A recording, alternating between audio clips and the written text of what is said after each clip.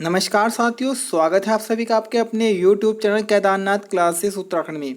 तो देखिएगा, रात के 9 बज चुके हैं और रात के रोजाना 9 बजे हम आपके लिए लेकर आते हैं एक स्पेशल क्लास जो कि उत्तराखंड से रिलेटेड है। और इसमें हम 20 क्वेश्चन कराते हैं और उसको क्वेश्चन का हम एक प्रकार से विवरण करते हैं और लगभग आपको 40 से 50 हम एक्स्ट्रा फैक्ट बताते हैं, क्योंकि आपके आगामी समय में एग्ज़ाम कैलेंडर आपका जारी हो चुका है और आगामी समय में आपकी परीक्षाएं स्टार्ट होने वाली हैं। जैसे 26 सितंबर को आपका सचिवालय रक्षक का होगा, उसके बाद अक्टूबर माह में आपका एग्ज़ाम होने वाला है क्लर्क 746 का। फिर आपके पर वैकेंसी जो बीडीओ वगैरह की थी उसका एग्ज़ाम होगा और उसके बाद जो आपके होने हैं कई सारे पेपर होने वाले हैं।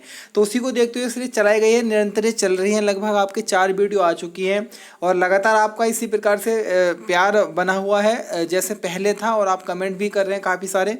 बाकी जो पहली बार चैनल पर आया है, चैनल को सब्सक्राइब कर लें, क्योंकि अगर आपको सफलता प्राप्त करनी है तो रिवीजन करना जरूरी है और इसी वीडियो के माध्यम से हम रिवीजन ही कराते हैं। चलिएगा, शुरुआत करते हैं आज की इस वीडियो की। क्वेश्चन नंबर 1 है, किस प्रयाग के दोनों तरफ जय विजय पर्वत स्थित है? तो ये आपका प्रयाग है विष्णु प्रयाग। तो क्वेश्चन नंबर 1 का आंसर हमारा ए से हो जाएगा, विष्णु प्रयाग। बाकी विष्णु प्रयाग के बारे में देखिएगा, हम बात करें तो ये हमारा चमोली जिले में स्थित है और हमारा अलकनंदा एवं विष्णुगंगा, या हम इसे धौली गंगा बोल सकते हैं, तो अलकनंदा और विष्णुगंगा नदी के संगम पर स्थित है। उसके बाद अगर हम बात करें तो जानकारी मिलती है कि भगवान विष्णु जी की पूजा यहाँ नारद ऋषि ने की थी। यहाँ पर एक कुंड भी है जिसे हम विष्णु कुंड के नाम से जानते हैं और इस विष्णु कुंड के निकट विष्णु मंदिर भी है। बाकी ये चमोली में है, ये मैं आपको बता ही चुका हूँ। बाकी 2-3 क्वेश्चन आपको याद रखने हैं। यहाँ से आपको विजय से एक क्वेश्चन याद रखना है जो भारत के लेवल पे चलेगा। विजय दिवस हम मनाते हैं 16 दिसंबर को। 16 दिसंबर को विजय दिवस मनाया जाता है। उसके बाद आपको एक और याद रखना है, भारतीय सुपर कंप्यूटर के जनक हैं विजय केलकर जी। भारतीय सुपर कंप्यूटर के जनक हैं विजय केलकर जी। हमारा झंडा गीत है विजय विश्व तिरंगा प्यारा। अगर क्वेश्चन ये आ जाए कि हमारा जो कारगिल विजय दिवस है वो कब मनाया जाता है, तो कारगिल विजय दिवस हमारा 26 जुलाई को मनाया जाता है। इतने क्वेश्चन आपको यहाँ से याद करके चलने हैं। क्वेश्चन नंबर 2 है, उत्तराखंड में जागर संरक्षण दिवस मनाया जाता है, यानी कि जागर संरक्षण दिवस हम कब मनाते हैं? तो ये हमारा मनाया जाता है बच्चों 17 सितंबर को। 17 सितंबर को प्रीतम भरतवाड़ जी का नाम आपने सुना होगा, तो उनके याद में या उनके लिए ये दिवस मनाया जाता है। उनका जन्म 17 सितंबर को हुआ था। आपके देहरादून के राजपुर ब्लॉक में गांव था आपका शिला गांव। शिला गांव में जन्म हुआ था प्रीतम भरतवाड़ जी का। ये एक ओजी परिवार से आते हैं। आपने पहले जब आप वाद्य यंत्र पढ़ते होंगे या आप नृत्य या गीत पढ़ते होंगे तो वहाँ ओजी और बद्दी जनजाति का नाम सुना होगा। ये ऐसी जाति होती है जो ढोल बजाने वगैरह में या नाच संगीत में एक निपुण जाति से मानते हैं। तो प्रीतम भरतवाड़ जी का जन्म देहरादून के रायपुर ब्लॉक के सिला गांव में ओजी परिवार में हुआ था। बाकी 2019 में इन्हें पद्मश्री अवार्ड में मिला था प्रीतम भरतवाड़ जी को। क्वेश्चन नंबर 3 है, शेरदा अनपढ़ का संबंध किससे है? यानी कि क्या है ये? कई बार ऐसे क्वेश्चन एग्जाम में देखने को आपको मिल जाते हैं। तो ये कुमाऊनी जन कवि हैं। तो क्वेश्चन नंबर 3 का आंसर बच्चों हमारा ए हो जाएगा, कुमाऊनी जन कवि। क्वेश्चन नंबर 4 है, मुख्यमंत्री तीरथ सिंह रावत का मुख्य सलाहकार किसे बनाया गया? ये हालांकि करंट अफेयर्स का क्वेश्चन था। पहले वर्तमान में हमारे मुख्यमंत्री पुष्कर सिंह धामी जी हैं, तो उस समय जो इनका मुख्य सलाहकार बनाया गया था वह शत्रुघ्न सिंह को बनाया गया था। तो सी ऑप्शन सही था। बाकी अब इसका कोई औचित्य नहीं रहा है प्रश्न का। बाकी तीरथ सिंह रावत जी के बारे में अगर हम बात करें तो सबसे छोटा कार्यकाल रहा है अभी तक उत्तराखंड विधानसभा में जितने भी मुख्यमंत्री बने हैं, सबसे छोटा कार्यकाल रहा है। आपको कमेंट बॉक्स में ये बताने की कितने दिनों का इनका कार्यकाल रहा। उसके बाद अगर आय के सर्वाधिक समय तक किसका कार्यकाल था तो आपके एनडी तिवारी जी का रहा, जिन्हें हम विकास पुरुष के नाम से जानते हैं। बाकी वर्तमान में जो मुख्यमंत्री हैं पुष्कर सिंह धामी जी, ये सबसे कम आयु के सीएम है। पुष्कर सिंह धामी जी सबसे कम आयु के सीएम है। इनके लगभग 45 वर्ष वर्तमान में आयु है। इनका जन्म हुआ था आपका 16 सितंबर 1975 को पिथौरागढ़ में। बाकी जो विधायक हैं ये आपका उधम सिंह नगर में खटीमा विधानसभा सीट से विधायक हैं पुष्कर सिंह धामी जी। तो इतने फैक्ट आपको याद करके चलने हैं। क्वेश्चन नंबर 5 है, उत्तराखंड में एक कंसल्टेशन सुविधा किसके लिए प्रारंभ की गई है? तो बच्चे सुविधा प्रारंभ की गई है शिक्षकों के लिए। तो क्वेश्चन नंबर 5 का आंसर हमारा बी हो जाएगा। बाकी देखिएगा शिक्षक से कुछ क्वेश्चन बनते हैं। शिक्षा से हम बात करें तो सभी को पता होगा हमारे देश में नई शिक्षा नीति आई है 2020 में, जिसे रमेश पोखरियाल निशंक जी लेकर आए थे। भारत में सबसे पहले जो शिक्षा नीति आई थी वह 1968 में आई थी, उसके बाद 1986 में आई थी और अब आई है आपकी 2020 में। ये आपको याद कर लेना है। बाकी इसका पैटर्न क्या है ये भी आपको याद करना है। ऐसे भी क्वेश्चन बन सकता है जो नई शिक्षा नीति है इसका पैटर्न क्या है, 5+3+3+4 ये पैटर्न है। ये आपको याद रखना है, किसी ना किसी एग्जाम में छपा हुआ मिलेगा। बाकी कस्तूरी रंगन समिति की सिफारिश पर आपका नई शिक्षा नीति को लाया गया है। उसके बाद में बात करूँ तो देखिएगा जो हमारे वर्तमान उत्तराखंड के शिक्षा मंत्री हैं अरविंद पांडे जी हैं, ये आपको याद कर लेना है। अरविंद पांडे जी गदरपुर विधानसभा सीट से विधायक भी हैं। बाकी अगर हम बात करें देश के भारत के शिक्षा मंत्री कौन हैं, तो भारत के शिक्षा मंत्री वर्तमान में धर्मेंद्र प्रधान जी हैं। इनसे पहले रमेश पोखरियाल निशंक जी थे, जिन्हें अभी फिलहाल हटा दिया गया। धर्मेंद्र प्रधान जी वर्तमान में भारत के शिक्षा मंत्री हैं। बाकी अगर क्वेश्चन आ जाए उत्तराखंड में कृषि शिक्षा मंत्री कौन है, तो कृषि शिक्षा मंत्री है सुबोध उनियाल जी। कृषि मंत्री भी हैं हमारे सुबोध उनियाल जी। और संस्कृत शिक्षा मंत्री आ जाए, संस्कृत शिक्षा मंत्री तब आएगा हमारा अरविंद पांडे जी। क्वेश्चन नंबर 6 है, आरती की थाली पर कौन से चित्र बनाए जाते हैं। देखिएगा आपने बहुत प्रकार के चित्र पढ़े होंगे, जैसे आपका एपण हुआ, एपण चित्र आपने पढ़ा होगा, नाथ चित्र, टुपुक चित्र, नाथ या टुपुक चित्र विस्वार से बनते हैं कुछ चित्र है ना, और एक वसुधारा चित्र पढ़ा होगा, प्रकीर्ण चित्र पढ़ा होगा। इसी प्रकार से बहुत सारे आपके लोक चित्र मिल जाते हैं अपने प्रदेश में। तो अगर हम बात करें आरती की थाली पर कौन सा चित्र बनाया जाता है, तो बच्चों वो चित्र बनाते हैं शैली चित्र। तो ऑप्शन बी हमारा बिल्कुल सही हो जाएगा। उसके बाद अगर मैं बात करूं तो देखिएगा एक चित्र बनता है सयो चित्र। तो सयो चित्र बनाते हैं बुरी आत्माओं से बचने के लिए, सयो चित्र को बनाते हैं। यानी कि जब शुभ कार्य प्रारंभ करेंगे तो बुरी आत्माओं से बचने के लिए हम जिन चित्रों को बनाते हैं वो है सयो चित्र। इसी प्रकार से आपने खोड़िया को देखा होगा, खोड़िया चित्र हम शादी के मंडप पर बनाते हैं। और मवाली चित्र बनाते हैं, ये आपके लाल पीले रंग और हरे रंग के होते हैं, अपने दरवाजों पर चिपकाने के लिए इन चित्रों को बनाया जाता है। तो इतने फैक्ट आपको यहाँ से याद कर चल लेने हैं। क्वेश्चन नंबर 7 है, दमाऊ कैसा वाद्य यंत्र है। तो देखिएगा आपने पढ़ा होगा प्रदेश में कई प्रकार के वाद्य यंत्र हैं। तो दमाऊ एक प्रकार का बच्चों हमारा जो वाद्य यंत्र है ये हमारा चर्म वाद्य यंत्र है। तो ऑप्शन डी हमारा क्या हो जाएगा बच्चों, बिल्कुल सही हो जाएगा। प्रदेश में बहुत सारे वाद्य यंत्र हैं जिनको अलग अलग कैटेगरी में हम मुख्य रूप से बांट देते हैं। जिससे कुछ होते हैं आपके धातु वाद्य यंत्र। एक प्रकार के जो वाद्य यंत्र है वो आपके धातु है। जैसे मैं बात करूं तो घंटा हुआ, छाछ हुआ, और आपका बिड़ई हुआ, और आपका मंजीरा हुआ, घुंघरू हुआ, करताल हुआ, चिमटा, खजड़ी, थाली, ये जो वाद्य यंत्र आते हैं बच्चों हमारे धातु वाद्य यंत्र आते हैं। एक होते हैं आपके चर्म वाद्य यंत्र, ऐसे वाद्य यंत्र जिसमें हम चमड़े का प्रयोग करते हैं वो चर्म वाद्य यंत्र है। जैसे ढोल हुआ, डफली हुई, तबला हुआ, नगाड़ा, और एक याद रखना है साइयाँ, जो बड़ा अटपटा लगता है, साइयाँ, हुड़का, हुड़की, डोर मतलब डमरू, और दमामा, और आपका धतीमा, ये कैसे वाद्य यंत्र है हमारे चर्म वाद्य यंत्र है। तो यहाँ पर हमने बात किसकी की बच्ची, दमाऊ की। और दमाऊ कैसा वाद्य यंत्र है हमारा, चर्म वाद्य यंत्र है।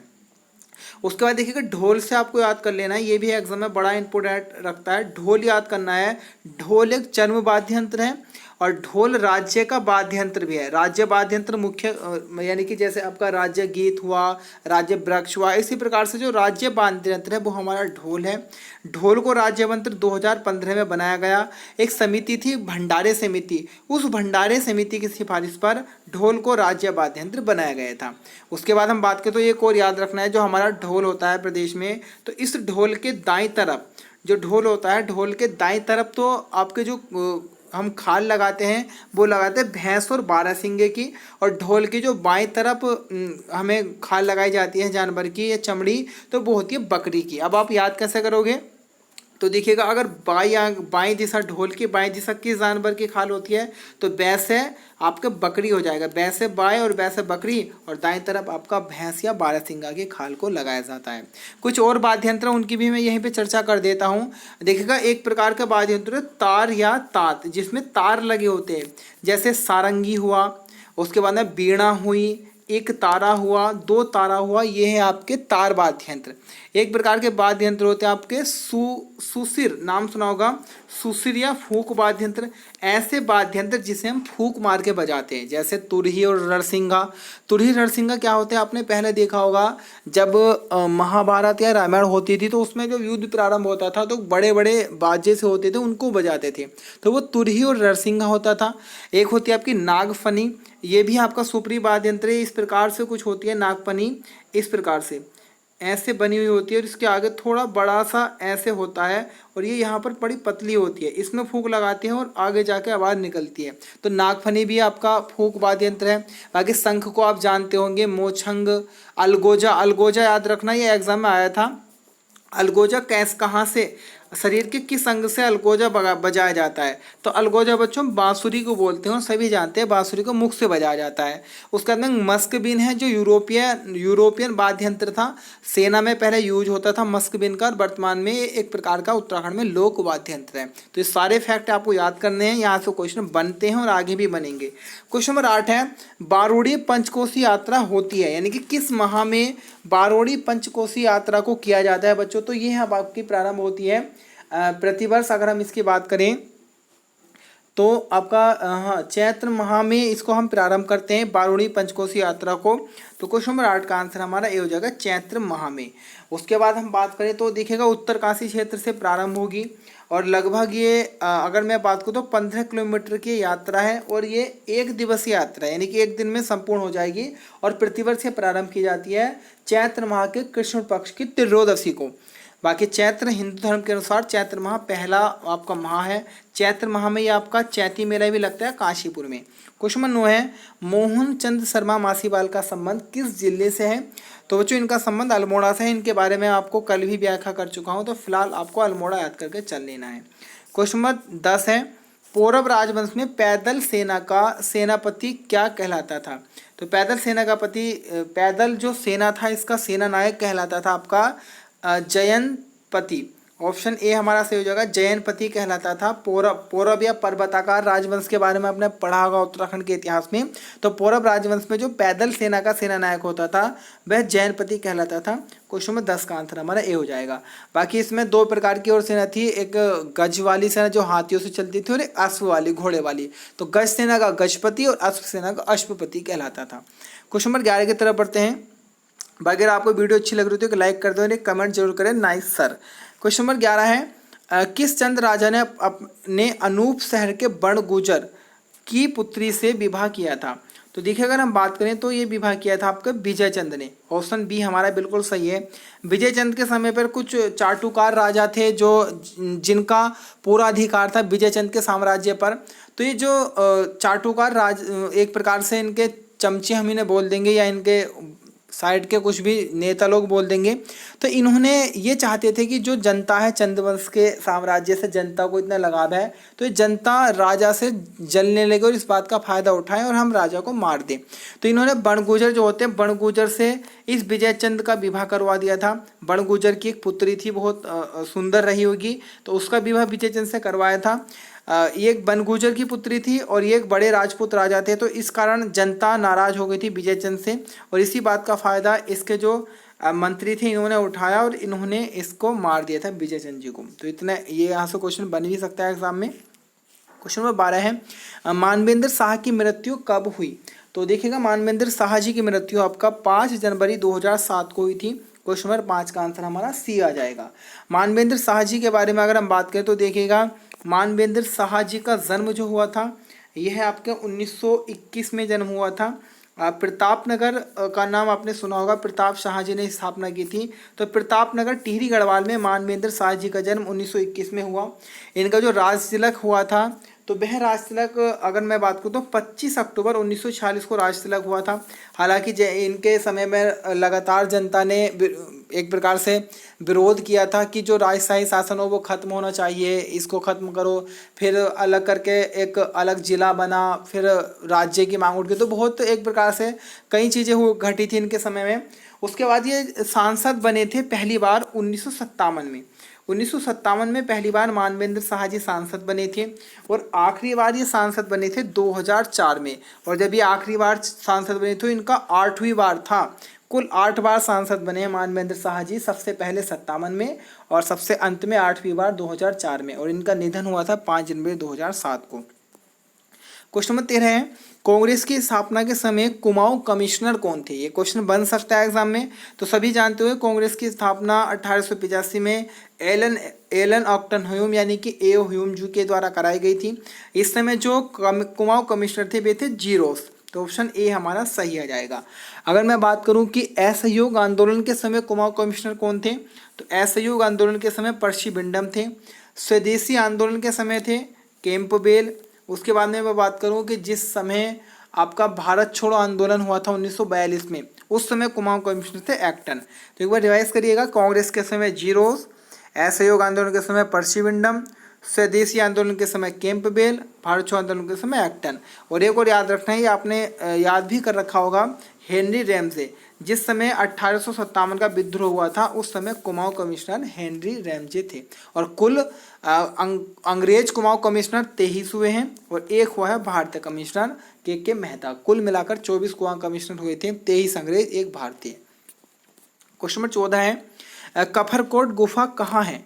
तो कफरकोट गुफा आपका अल्मोड़ा जिले में स्थित है। तो बी ऑप्शन हमारा सही है। बाकी अल्मोड़ा के बारे में कल मैंने व्याख्या की है, अगर आप कल की वीडियो देखेंगे तो आपको वहाँ से क्वेश्चन मिल जाएंगे।